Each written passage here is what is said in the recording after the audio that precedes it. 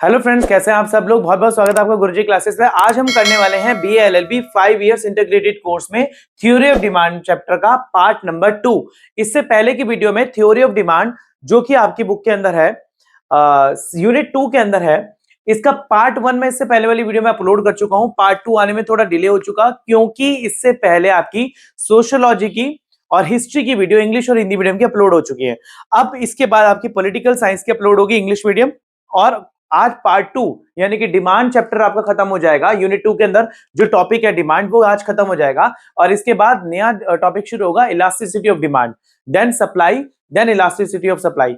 जो स्टूडेंट कहते हैं कि सर हमें नोट्स चाहिए, नोट्स किस तरीके से मिलेंगे, या आपके जो ये भी हैंड में नोट्स है कैसे लिए जाएं, तो आप प्लीज मेरे नंबर 8851450051 पर व्हाट्सएप करें। और इस नंबर पर व्हाट्सएप करने के बाद आप या तो टेलीग्राम चैनल का लिंक अगर आपको मेरी वीडियो के डिस्क्रिप्शन बॉक्स में नहीं मिल रहा है तो आपको यहां से मिल जाएगा। जो नोट्स है वो रेडी हो रहे हैं, सोशियोलॉजी के, हिस्ट्री के नोट्स अभी रेडी हो रहे हैं जो कि अपलोड हो जाएंगे मोस्ट प्रॉब्ली कल तक या परसों तक अपलोड हो जाएंगे टेलीग्राम पर। इकोनॉमिक्स के, इंग्लिश के नोट्स ऑलरेडी अपलोडेड हैं, यूनिट 2 तक होंगे, डिमांड तक। मेरे को इतना याद नहीं है पर मेरे चले जा रहे हैं नोट्स।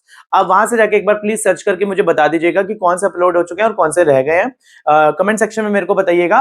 तो आज हम चलिए शुरू करते हैं थ्योरी ऑफ डिमांड का चैप्टर का लास्ट पार्ट, और पढ़ते हैं एक मेन इंपॉर्टेंट टॉपिक जो कि हमारा स्टार्ट होने वाला है। हमने पढ़ लिया था, यस, जो कि हमारा है law of demand. Law of demand होता क्या है, देखिए बच्चों। अच्छा, जो हिंदी मीडियम वाले बच्चे वो प्लीज निराश मत होइएगा कि ये सर आप इंग्लिश मीडियम में पढ़ा रहे हैं। इसके बाद हिंदी मीडियम की प्लेलिस्ट एक अलग से बनी हुई है। हिंदी मीडियम के स्टूडेंट बोल रहे हैं कि सर प्लेलिस्ट पे कंप्लीट चैप्टर्स नहीं है। बेटा, जो लाइव वीडियो मैंने ली थी हिंदी मीडियम के स्टूडेंट्स की प्लेलिस्ट में, वो लाइव वीडियो के नाम से है, वो यूनिट 1 है पूरी। वो पूरी यूनिट 1 लाइव वीडियो पर, उसका जो थंबनेल लगा हुआ है यूनिट 1 का लगा हुआ है लाइव वीडियो का। जो थ्योरी ऑफ डिमांड है वो ऑलरेडी यानी मांग का नियम, वो यूनिट 2 का चैप्टर स्टार्ट हो चुका है। इंग्लिश मीडियम की सीरीज के साथ ही आपकी हिंदी मीडियम की सीरीज चल रही है। तो चलिए शुरू करते हैं। लॉ ऑफ डिमांड क्या होता है, देखिए। Law of demand states that the inverse relationship between price and the quantity demanded keeping other factor constant. देखिए, अगर अदर फैक्टर कांस्टेंट है, यानी कि अगर मेरा टेस्ट कांस्टेंट है, मेरी प्रेफरेंस कांस्टेंट है, अदर फैक्टर कांस्टेंट है, पर तब भी प्राइस, देखिए यहां पर क्या है, प्राइस एंड क्वांटिटी डिमांडेड, यानी कि प्राइस तो सेम है पर जो क्वांटिटी है उसकी डिमांड बढ़ जाती है। मतलब प्राइस तो सेम रहा पर मैंने क्वांटिटी की डिमांड बढ़ा दी। जैसे कि आप देखिए, other factor remain constant, assumption of law of demand. यहां पर अजम्पशन क्या कहती है लॉ ऑफ डिमांड की, price of substitute goods does not change. ठीक है ना। क्यों, देखिए यहां पर क्या होता है, the law of demand state that inverse relationship between price and the quantity demanded. पहले क्या था, डिमांड, अब कह रहे कितनी क्वांटिटी में डिमांड हो रही है, यानी कि रिलेशनशिप प्राइस का और क्वांटिटी डिमांड का उल्टा रिलेशन है। इनवर्स का मतलब उल्टा रिलेशन है। देखिए, price of complementary goods does not change, इसमें हमने अजम्पशन मान लिया कि जो सब्स्टिट्यूट, जो हमारे पास जो अदर फैक्टर्स थे, यानी कि complementary goods, substitute goods, income of the consumer, taste and preference of the consumer, and there is no expectation change in the future. जब ये सारी चीजें कुछ भी चेंज नहीं होता है, ये कौन से हैं, ये मेरे अदर फैक्टर्स हैं। ये क्या है, मेरे अदर फैक्टर्स हैं। ये जो अदर फैक्टर्स हैं ये कांस्टेंट है, पर फिर भी जो कंज्यूमर की डिमांड है उसमें इंक्रीज हो रही है। तो वो क्यों हो रही है, तो उसे बोला जाता है लॉ ऑफ डिमांड। देखिए, प्राइस 5 से 4 हो गया तो डिमांड 1 से 2 हो गई, 4 से 3 हो गया प्राइस तो डिमांड 2 से 3 हो गई, 3 से 2 हो गया तो डिमांड क्या होगी, 3 से 4, और जब प्राइस 2 से 1 हो गया तो डिमांड 4 से 5 हो गई। उल्टा रिलेशन। मतलब आप देखिए, जैसे जैसे प्राइस घटता चला जाएगा क्वांटिटी बढ़ती चली जाएगी। बेटा, इसका एक एग्जांपल देता हूं मैं आपको। देखिए, अगर मेरी 20 रुपए की इनकम है और 20 रुपए में मैं कोई चीज 10 रुपए की, अगर सपोज करिए मेरी 20 रुपए की इनकम में अगर किसी चीज का प्राइस 10 रुपए है और मेरी इनकम, यानी कि मेरी जो इनकम है वो 20 रुपीज है, तो मैं इसकी क्वांटिटी कितनी खरीद पाऊंगा, मैं इसकी क्वांटिटी खरीद पाऊंगा ओनली दो क्वांटिटी।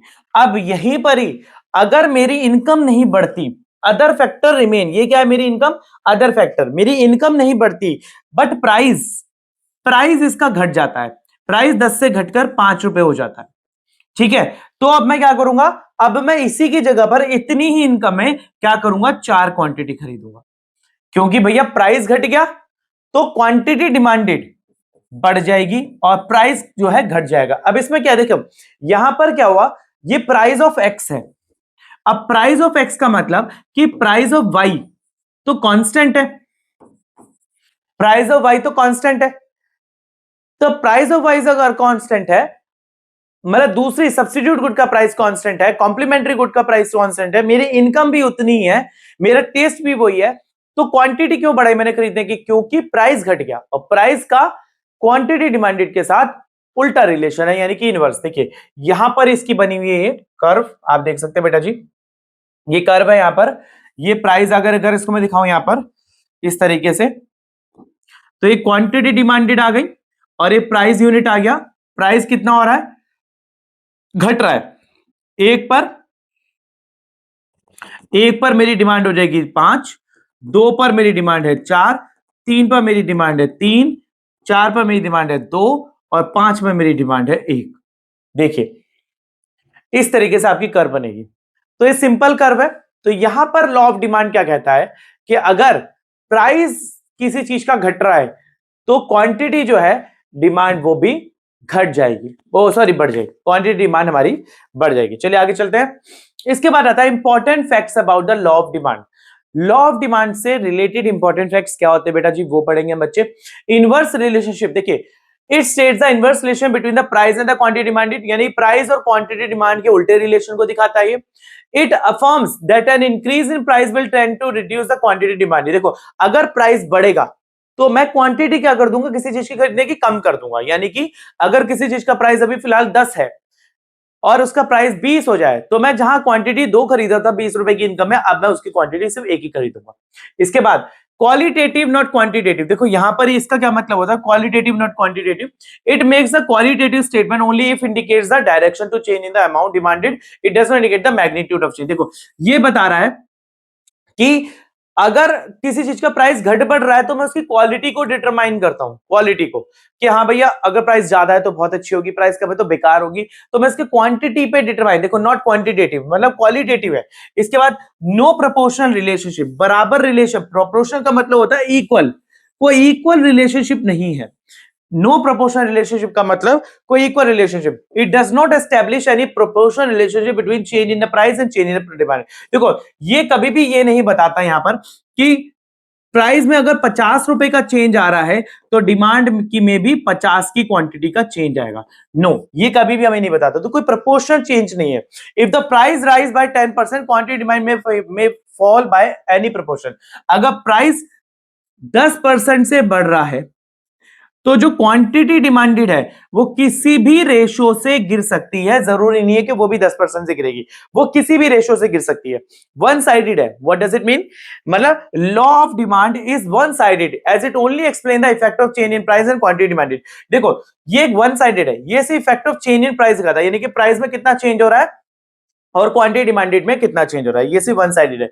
इसके बाद reason of operation of law of demand, देखो यहां पर क्या आता है, हम लॉ ऑफ डिमांड को क्यों पढ़ रहे हैं, क्या रीजन है इसको पढ़ने का बेटा जी। तो अगर हम कुछ भी चीज पढ़ते हैं तो उसको पढ़ने के पीछे एक रीजन होता है, so that is the reason why we are studying this law of demand, so we are going to study that reason. Law of demand, law of diminishing marginal utility, देखो यहां पर क्या आता है, ये बहुत इंपॉर्टेंट है बेटा, very important. Law of diminishing marginal utility, देखो बच्चे law of diminishing marginal utility का मतलब क्या होता है, जिसे बोला जाता है डीएमयू, डिमिनिशिंग मार्जिनल यूटिलिटी। देखो अगर सपोज करो मैं 5 रोटी खाता हूं, ठीक है 5 रोटी अगर मैं यहां पर खा रहा हूं चपाती, तो मुझे कितने सेटिस्फैक्शन, कितनी यूटिलिटी हो रही है मेरे को। देखो हम अपनी क्वांटिटी को, जिससे मैंने आपको पहले बताया था फर्स्ट इंट्रोडक्शन पार्ट में कि हम अपनी यूटिलिटी यानी कि मेरे को कितनी सेटिस्फैक्शन हो रही है, उस सेटिस्फैक्शन को मापने की यूनिट क्या है, यूटिल्स। क्या है, यूटिल्स। और मैं उसको किस चीज में नाप सकता हूं, मनी में, मतलब कितने रुपए की, मैं बोलूं भाई मैं 50 रुपए की एक किसी भी चीज की क्वांटिटी खा सकता हूं, 50 रुपए, मतलब मेरी क्वांटिटी ऑफ सेटिस्फैक्शन क्या है, तो वो है 50 रुपीज। तो यानी कि 50 रुपीज में नापूंगा, या फिर यूटिलिटी, यूटिलिटी अगर मैं मान लू भाई मेरी 10 में से 6 यूटिल है मेरी किसी चीज की सेटिस्फेक्शन, तो वो यूटिलिटी है। तो अगर मैं 5 रोटी खा रहा हूं तो मुझे कितनी सेटिस्फेक्शन हो रही है, मुझे 6 सेटिस्फेक्शन हो रही है।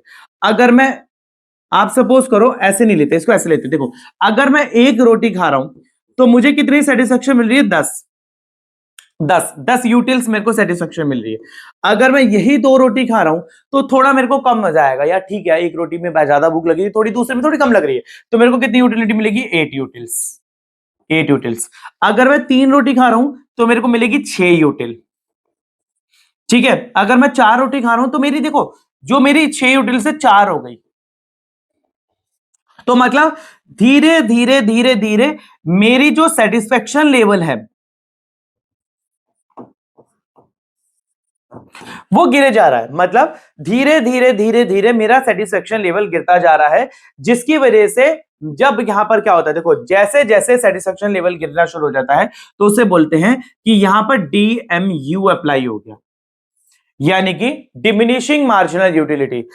As soon as my satisfaction level is decreasing, the DMU is applicable on that decreasing satisfaction। मतलब कि जैसे जैसे मेरा सेटिस्फेक्शन, मैं जैसे जैसे चीजों को ज्यादा कंज्यूम कर रहा हूं, उसको ज्यादा कंज्यूम करने से क्या होता है कि मेरा सेटिस्फेक्शन लेवल गिरता चला जाता है। और जब सेटिस्फेक्शन लेवल गिर रहा है, और जहां से सेटिस्फेक्शन लेवल गिरना शुरू हो गया, मतलब यहां से मेरा DMU एप्लीकेबल हो गया। DMU मतलब diminishing marginal utility. Marginal utility मतलब जितना मैं कंज्यूम कर रहा हूं, चपाती बाय चपाती मेरी यूटिलिटी कम होती जा रही है। मतलब अब देखो 5 रोटी खाई, 6 रोटी खाई, अब मेरा क्या होता है, मैं बोलता हूं भाई अब मजा नहीं आ रहा, इससे ज्यादा मेरा पेट गवाही नहीं कर रहा, बिकॉज आप जितना मर्जी खिला लो, चाहे सस्ते में भी खिला लो, but I am not ready to eat it. मतलब अब मैं बिल्कुल तैयार नहीं हूं उसको खाने के लिए, तो इसे बोला जाता है DMU। तो यहां पर थोड़ा सा पढ़ लेते हैं DMU क्या कह रहा है। Law of DMU state that we consume more and more units of commodity utility derived from each successive goes in diminishing। यानी कि जितनी भी सेटिस्फेक्शन मेरे को, यानी कि जितनी भी यूटिलिटी मेरे को ईच सक्सेसिव यूनिट से आ रहा है, वो हमेशा गिरती चली जाएगी, डिमिनिशिंग होती चली जाएगी, डिमिनिश। ठीक है, इसके बाद आता है DMU for a commodity depends on utility. यानी कि किसी भी कमोडिटी की DMU किस पर डिपेंड होती है, उसकी यूटिलिटी पर। And consumer is getting same satisfaction, he will not be ready to pay more. देखो अगर मैं बोलूं कि भाई DMU एप्लीकेबल हो चुका है, अब आप मेरे को अगर 4 रोटी भी दे रहे हो तो मैं इसके लिए कोई, अगर आप मेरे को सस्ते में भी दे रहे हो तो मैं आपको ज्यादा पैसे नहीं देने वाला, मतलब कुछ भी नहीं देने वाला मैं एक्स्ट्रा, क्योंकि मेरी DMU एप्लीकेबल हो चुकी है, मेरी सेटिस्फेक्शन लेवल गिरता जा रहा है, तो consumer is not ready to pay more. अगला आता है सब्स्टिट्यूशन इफेक्ट। मतलब it refers to substituting one commodity in place of the other when becomes relative cheaper। when the price commodity falls, coke becomes a relatively cheaper as a substitute thumbs up। as a result demand of commodity rises। देखो यहां पर क्या है, देखो यहां पर DMU कब apply होता है, देखो यहां पर क्या होता है, अगर मैं कोक को यूज कर रहा हूं पेप्सी के सब्स्टिट्यूट पे, अब अगर कोक का प्राइस चीपर है और क्या होगा, तो इसकी डिमांड ज्यादा बढ़ जाएगी, तो मतलब इसको ज्यादा लोग कंज्यूम करने लगेंगे, इसका प्राइस तो हाई है ही है। अब जब ये अगर सपोज करो इसका प्राइस हो गया यहां पर, इसकी डिमांड हो गई यहां पर दो दो यहां पर डिमांड है, अब इसका प्राइस गिर गया तो इसकी डिमांड होगी 4, और इसकी यहां पर कितना था, इसका था यहां पर 6। अब इसका अगर आगे कर लेते हो हम इसको, तो इसका डिमांड और आगे बढ़ती चलेगी, 5 हो गई, तो 6 और यहां पर ले लेते हम 5 और 4। देखिए मतलब ज्यादा प्राइस कम प्राइस, अब जब 4 पर आ गए तो यहां पर क्या है, दोनों के DMU सेम हो गए। मतलब कि प्राइस X को मैं तब तक कंज्यूम करूंगा जब तक मेरा DMU एप्लीकेबल ना हो जाए। मतलब कि देखिए अगर मैं कोक का यूज कर रहा हूं ज्यादा, तो मैं उसको तब तक कंज्यूम करूंगा जब तक बेटा जी उस पर DMU एप्लीकेबल नहीं हो जाता, है ना। तो जब DMU एप्लीकेबल हो जाएगा तो साथ वाला जो सब्स्टिट्यूट गुड होगा उसके बराबर आ जाएंगे। तो DMU मतलब कि हाँ भैया अब मेरा मन नहीं है, तो हम किसी चीज का कंजम्पशन तब तक करेंगे जब तक DMU एप्लीकेबल नहीं हो जाता। Income effect, it refers to as the result, it refers to the effects on the demand when the real income of the consumer changes due to a change in price। देखो यहां पर क्या होता है, real income. देखो बच्चा जी दो तरीके की होती है, एक मनी इनकम, एक रियल इनकम। मनी इनकम क्या होती है, जो पैसा मेरी 20 रुपए की जो इनकम है वो मेरी मनी इनकम है जिसको मैं खर्च कर रहा हूं। ठीक है ना। मतलब अगर किसी चीज का प्राइस 20 रुपीज है और मैं उसकी क्वांटिटी भी 20 रुपए खरीद रहा हूं, दो क्वांटिटी में खरीद रहा हूं इसको, तो ये क्या है, मेरी रियल इनकम। अगर सॉरी मनी इनकम, अगर इसका प्राइस गिर जाए, इसका प्राइस गिर जाए, किसी भी चीज का प्राइस था, यहां पर मान लेते हैं, यहां पर इसका प्राइस था 10, अब इसका प्राइस गिर गया 5, तो जब इसका प्राइस गिर गया तो मैंने इसकी क्वांटिटी कितनी खरीद ली, 4, तो ये जो इनकम, मेरी इनकम तो नहीं बढ़ी, वही जो भी एग्जांपल पहले दिया था, अब इनकम नहीं बढ़ी, वो इनकम तो वही रही, पर क्वांटिटी मैंने बढ़ा दी, तो जो क्वांटिटी बढ़ा दी वो मेरी कौन सी है, रियल इनकम। तो यहां पर आता है when the price of the given commodity falls it increases the real income.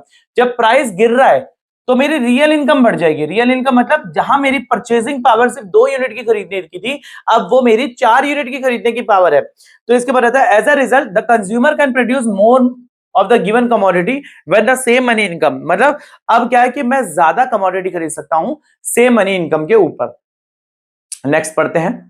Next आता है यहां पर एडिशनल कंज्यूमर। देखो मार्केट में क्या होता है बेटा जी, जब डीएमयू कब अप्लाई होता है, जब मार्केट में एडिशनल कंज्यूमर आता है, यानी कि और कंज्यूमर मार्केट के अंदर आ गए। When the price of the commodity falls many new customer enters who were not in the position to buy, purchasing it comes to the budget and consumer. In addition to new customer, old customer of the commodity start demanding more due to the reduced price. As a result, total demand increases. देखो यहां पर क्या है, अब किसी चीज का price था 10, तो क्या है कि मैं खरीद नहीं पा रहा था और सिर्फ कुछ ही कंज्यूमर्स, यानी कि some consumers were purchasing this particular thing. अब क्या हुआ, इसका प्राइस गिर गया और प्राइस हो गया 5। अब क्या है कि जो न्यू कस्टमर थे वो मार्केट में एंटर हो गए। ठीक है बेटा जी, न्यू कस्टमर मार्केट में एंटर हो गए। अब मान लो 10 की प्राइस पर सिर्फ 50 कस्टमर थे, अब प्राइस गिर के 5 हो गया, तो अब यहां पर 100 कस्टमर हो गए। तो अब क्या है, अब ये जो 50 कस्टमर इसको 10 पर रहने को रेडी थे, अब वो 5 पर तो इसकी क्वांटिटी को और डबल खरीद देंगे। अब जब डबल खरीदेंगे तो यहां पर भी डीएमयू एप्लीकेबल हो जाएगा इनका।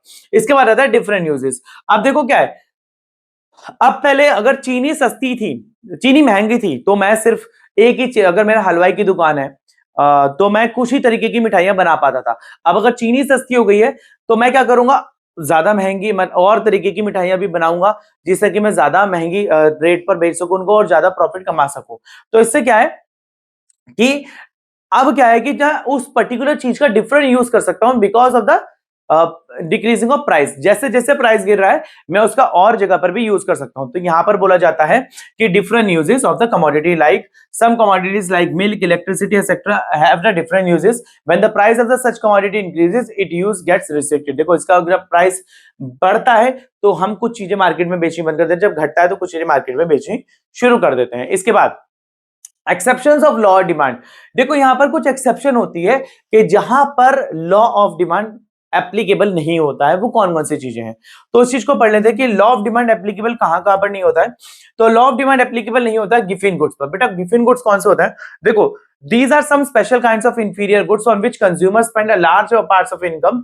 Their demand rises and increase in the price whereas the demand is decrease in the price। देखो whereas the demand falls with a decrease in price। देखो यहां पर क्या है, ऐसे कुछ गुड्स जिनके ना तो प्राइस बढ़ने से ना घटने पर कंज्यूमर की डिमांड पे कोई फर्क नहीं पड़ता। देखो अब मार्केट में अगर ऑटो का प्राइस घट जाए तो क्या मैं अपनी 4 पहिए की गाड़ी को छोड़कर ऑटो में जाना शुरू कर दूंगा, या कई ऐसे लोग हैं जो मतलब मार्केट में किसी भी चीज का, देखो कई लोग क्या कहते हैं कि किसी के चीज के प्राइस गिरने से कोई फर्क नहीं पड़ता, अगर स्टेपलर पिन के रेट घट जाए तो क्या मैं ट्रक भर के स्टेपलर की पिन ले आऊंगा, ऐसा नहीं होता। कई ऐसे इंफीरियर गुड्स या नॉर्मल गुड्स होते, इंफीरियर गुड्स होते हैं जो जिनके प्राइस गिर भी जाए तो कोई फर्क नहीं पड़ता। ठीक है ना, लोग अपने स्टेटस सिंबल को मेंटेन करके रखते हैं। तो यहां पर क्या होता है कि वो गुड्स जिनके प्राइस घटने या बढ़ने से कंज्यूमर की डिमांड पर कोई फर्क नहीं पड़ता, उन्हें गिफिन गुड्स कहते हैं। अब आता है स्टेटस सिंबल गुड्स। यहां पर कुछ स्टेटस सिंबल गुड्स होते हैं, यानी कि अगर सपोज कर मार्केट में आईफोन 17 आ चुका है, अब लोग क्या करते हैं कि अपने आईफोन 16 को बेचकर क्या करेंगे, आईफोन 17 परचेज करेंगे, बट दे डोंट केयर कि कितना महंगा आ रहा है या फिर कितने भी प्राइस का आ रहा है, मोर देन 1 लाख रुपीज का होगा आई थिंक, मेरे को प्राइस नहीं पता पक्का। तो आप क्या करते हैं, कई लोग अपने स्टेटस को मेंटेन रखने के लिए उन चीजों को खरीदते हैं, नॉर्मल गुड्स को। तो यहां पर क्या होता है, status symbol. Fear of shortage, कई बार क्या होता है मार्केट में किसी चीज का डर है कि फ्यूचर में कोई वॉर लगने वाली है या कुछ भी स्कार्सिटी होने वाली है, तो उसके चीज से बचने के लिए लोग क्या करते हैं, उस चीज का कंजम्पशन बढ़ा देते हैं। प्राइस घटे या बढ़े कोई फर्क नहीं पड़ता, बट फ्यूचर के कंजम्पशन को सही तरीके से मेंटेन करने के लिए लोग उसको यूज करते हैं। इसके बाद फैशन रिलेटेड गुड। मार्केट में क्या होता है, जैसे जैसे नया फैशन आता है उससे रिलेटेड अगर मेरे को कोई चीज परचेज करनी है तो मैं उसको परचेज करूंगा, यानी कि अगर मार्केट में नया फैशन आ गया और वो महंगा भले ही हो तो मेरे को उससे प्राइस से कोई फर्क नहीं पड़ता, मैं उसको बिल्कुल परचेज करूंगा ही करूंगा। तो यहां पर बोला जाता है कि यहां पर नेक्स्ट पॉइंट आता है नेसेसिटीज ऑफ लाइफ। देखिए कई चीजें मेरी लाइफ की जरूरतें हैं, जैसे कि गेहूं हो गया, अनाज हो गया, चाहे जितना मर्जी महंगा हो जाए खरीदना तो है, परचेज तो करना ही है। तो वो क्या होगा कि मुझे लेना ही लेना है, वो मेरी नेसेसिटी ऑफ लाइफ है, तो उसके लिए उसके प्राइस के घटने बढ़ने से कोई फर्क नहीं पड़ता। चेंज इन वेदर, अगर सर्दियों का सीजन आ रहा है और मेरे को स्वेटर पहनना है तो मैं स्वेटर खरीदूंगा ना, महंगा आ जाए कोई बात नहीं, चाहे मेरे बजट से थोड़ा सा भी बाहर हो या थोड़ा सा नॉर्मल में हो फिर भी खरीदूंगा। तो इससे कोई फर्क नहीं पड़ता कि उसके प्राइस घटे या बढ़े, तो कोई फर्क नहीं पड़ता। इग्नोरेंस, अच्छा मार्केट के अंदर बहुत सारे ऐसे कस्टमर होते हैं जो चाहते हैं भैया सामान पूछते हैं ये चीज कितने की है, अच्छा 50-100-1000 रुपए की है, लाओ दे दो, और बिना प्राइस को पूछे। इग्नोरेंस, उनको नहीं पता कि कोई चीज मार्केट में महंगी मिल रही है सस्ती मिल रही है, वो फटाफट उसको परचेस करके लाते हैं, तो इसे बोल जाता है इग्नोरेंस। हाँ, यहां पर difference between individual demand and market demand, इसके लिए हम ऑलरेडी पार्ट 1 में बात कर चुके हैं कि मार्केट डिमांड और इंडिविजुअल डिमांड के बीच में क्या डिफरेंस होता है। It is the quantity of a commodity, it is the quantity of a commodity which all the consumer, ये एक बंदे की बात करता है, ये सबकी बात करता है। ये इट शोज अ इंडिविजुअल, ये इंडिविजुअल डिमांड शेड्यूल बनाता है, ये मार्केट डिमांड शेड्यूल बनाता है। It is component of the market demand, ये मार्केट डिमांड का कंपोनेंट है। It is aggregate individual demand, मतलब सारे इंडिविजुअल को मिलाकर ये एक एग्रीगेट डिमांड होती है। It has narrow scope, it has broader scope, it has affected by all the factors affecting market, and it is had a broader scope, it has affected by all the factors affecting individual demand। तो हमने यहाँ पर इसको पढ़ लिया। इसके बाद हमारे पास आ जाता है बेटा जी छोटा सा मैं आपको दो तरीके की कर्व्स का फंक्शन मैं आपको यहाँ पर बता देता हूं कि डिमांड के चेंज किस तरीके से होता है। तो डिमांड जो चेंज होती है वो दो तरीके से होती है। देखिए मेरे साथ साथ आप इन कर्व्स को बनाते चलेंगे और देखते हैं किस तरीके से होती है demand. Change in demand,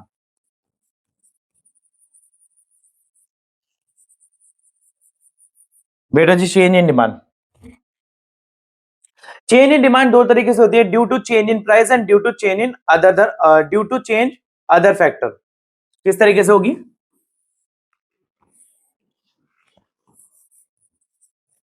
due to change in price, बेटा जब प्राइस में चेंज होता है तो डिमांड चेंज होती है, यहां पर आएगा ड्यू टू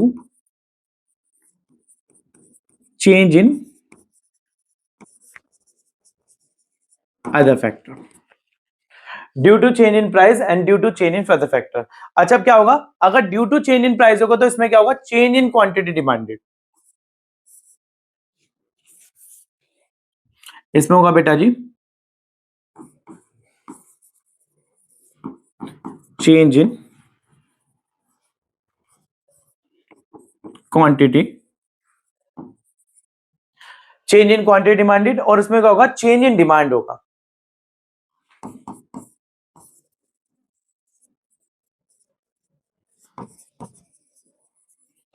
ठीक है बेटा जी, उसमें होगा चेंज इन डिमांड। अच्छा चेंज इन क्वांटिटी डिमांडेड होगा तो इसमें भी दो पार्ट होंगे, इसमें होगा एक तो एक्सपेंशन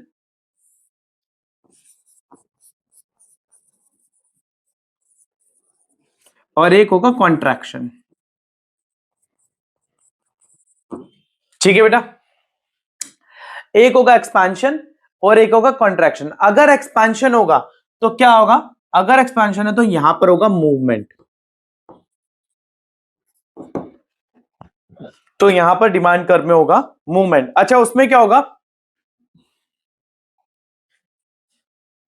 इसमें होगा इंक्रीज इन डिमांड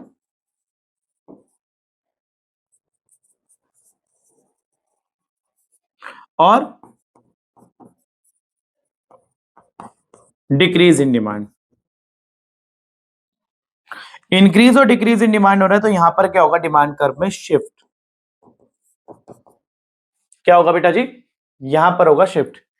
किस तरीके से होगा? थोड़ा सा एग्जांपल लेके हम यहां समझ लेते हैं कि किस तरीके से होगा। मेरे साथ साथ आप कर्व बना के देखेंगे, क्योंकि बेटा जी अगर कर्व्स नहीं बनाई तो आपको समझ में नहीं आने वाला किस तरीके से होगा। देखिए अगर किसी चीज का प्राइस 10 है तो उसकी क्वांटिटी डिमांडेड कितनी है? 100। अगर इसका प्राइस घट जाए और 5 हो जाए तो उसकी क्वांटिटी डिमांडेड कितनी हो जाएगी? 200। तो देखिए को 200 हो जाएगी, तो यहां पर इसकी कैसे बनेगी, इसकी बनेगी, किसी चीज का प्राइस 10 है और इसकी क्वांटिटी डिमांडेड है 100, ये डिमांड का है, ये प्राइस का है, और अगर इसका डिमांड 5 हो जाए तो इसकी क्वांटिटी डिमांडेड हो जाएगी 200। तो ये इस तरीके से आएगी, यहां पर आप देखिए ये आ गई मेरी डिमांड कर्व। तो इसे बोला जाएगा एक्सपांशन।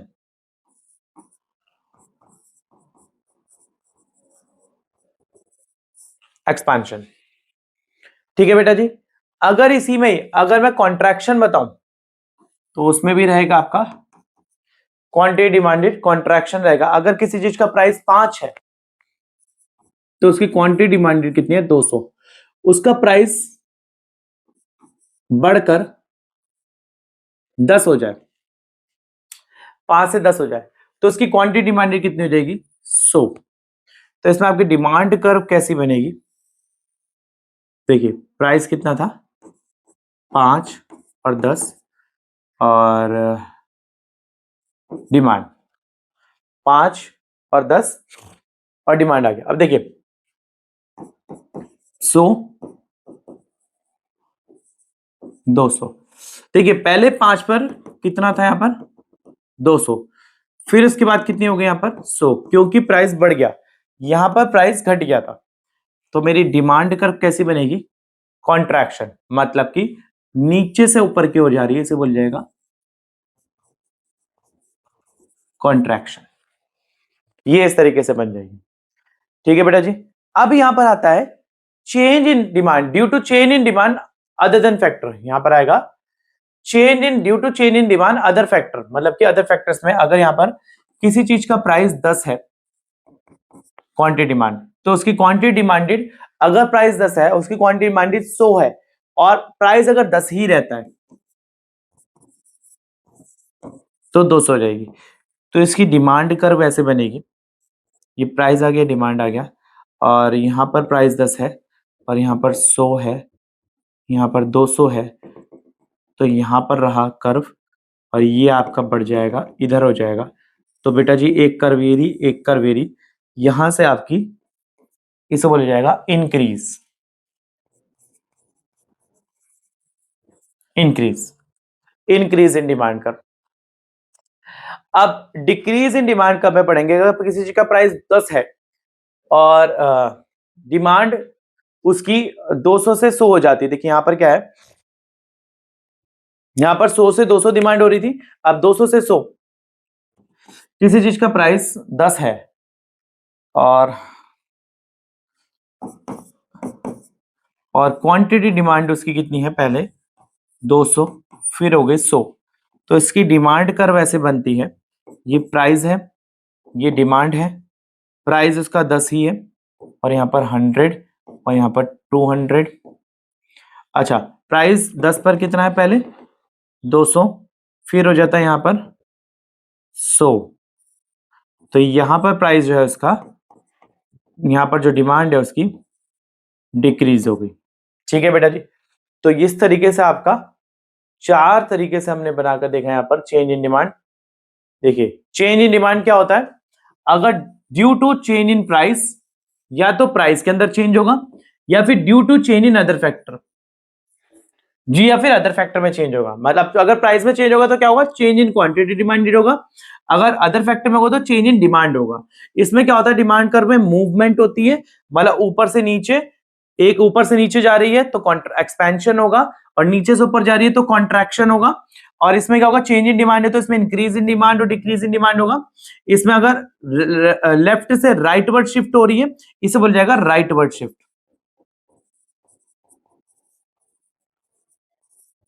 यानी कि डिमांड कर्व का राइट वर्ड शिफ्ट होना, इसे बोल जाएगा इंक्रीज। और अगर डिमांड का लेफ्ट वर्ड शिफ्ट होना है